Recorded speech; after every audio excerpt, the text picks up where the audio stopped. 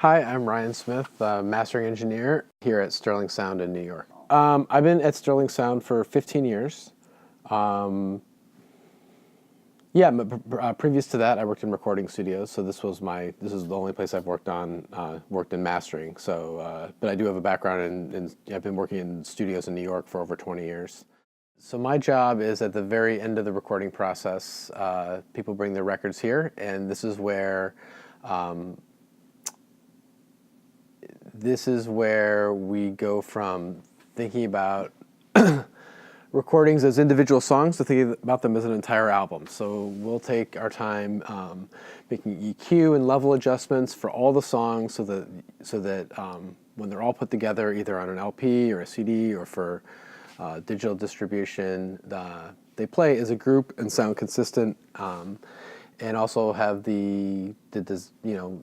sound like what the artist what they wanted them to sound like. Like if there's anything that they missed either in recording or mixing, hopefully we can attend to that here with some EQ adjustments or editing or anything else like that to put together a full album.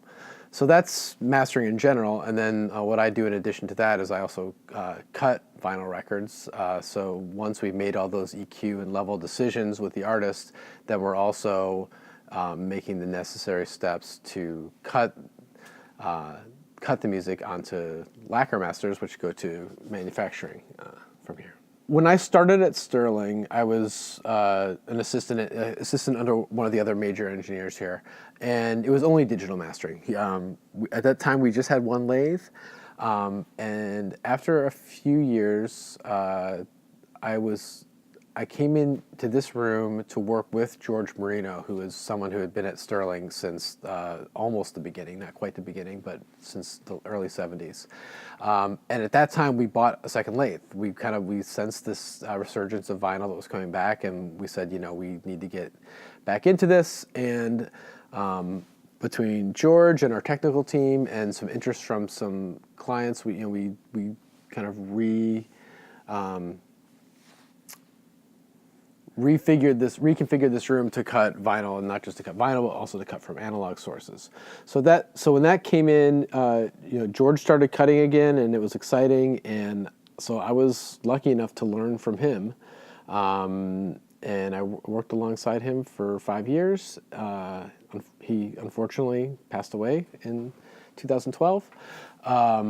But in the time I had with him, I basically got to work side by side with one of the most legendary, mastering engineers and vinyl cutters, ever. I mean, I struggled to come up with his discography off the top of my head, but if you read it, it's like, it's 1,000 records that you're familiar with, that you know and love, and so he was kind of a legend, and I learned from him.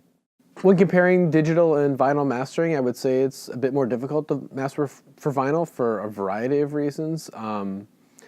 For one, recording a digital file into a computer there's a kind of small amount of things you have to think about there, whereas getting a cut onto a lacquer disc with a lathe is a lot more complicated and a lot more. The lathe is like more, it's like a more temperamental sort of thing. It's completely mechanical. There's a lot of things that can easily go wrong. So the actual cutting aspect, actually creating the master is a lot more. There's a lot more you've got to be really vigilant with. With digital, if your setup is sound, you got to pay attention, but I guess there's fewer things that could go wrong.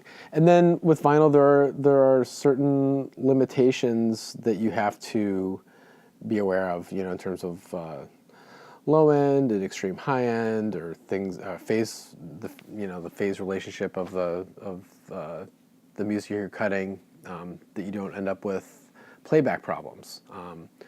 Pretty much, if you get music that can fit on a CD and you put it in any CD player, it'll play back.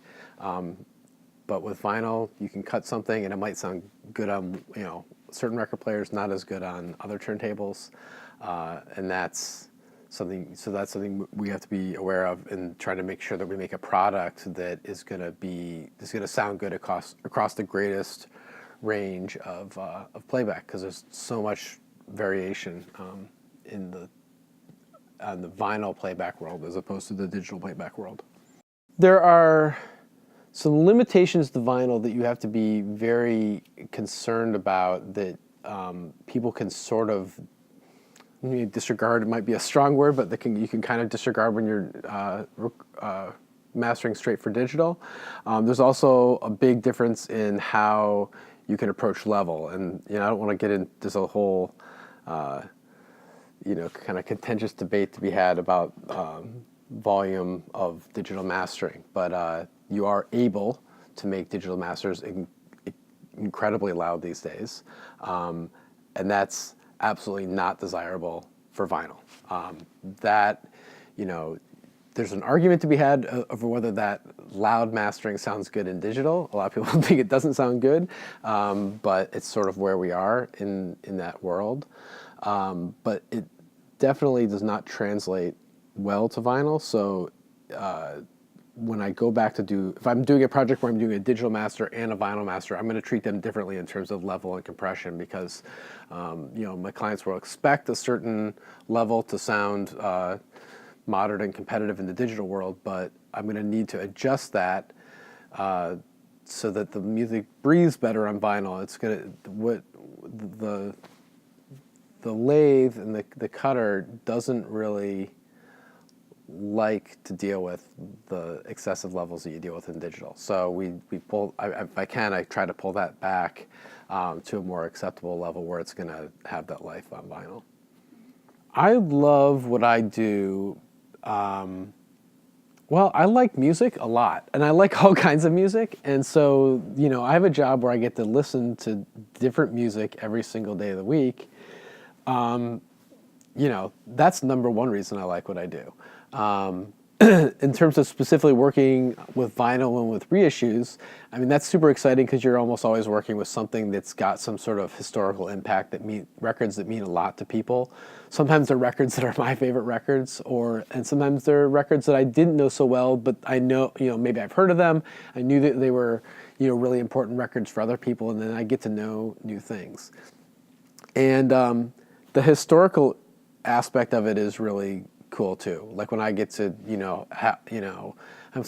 I've worked on records with tapes that date back as far as the early '50s, and it's kind of amazing that I'm really holding like pieces of history in your hand, and hopefully giving it a new life for a new group of people to discover and hear it anew, and that's really exciting too.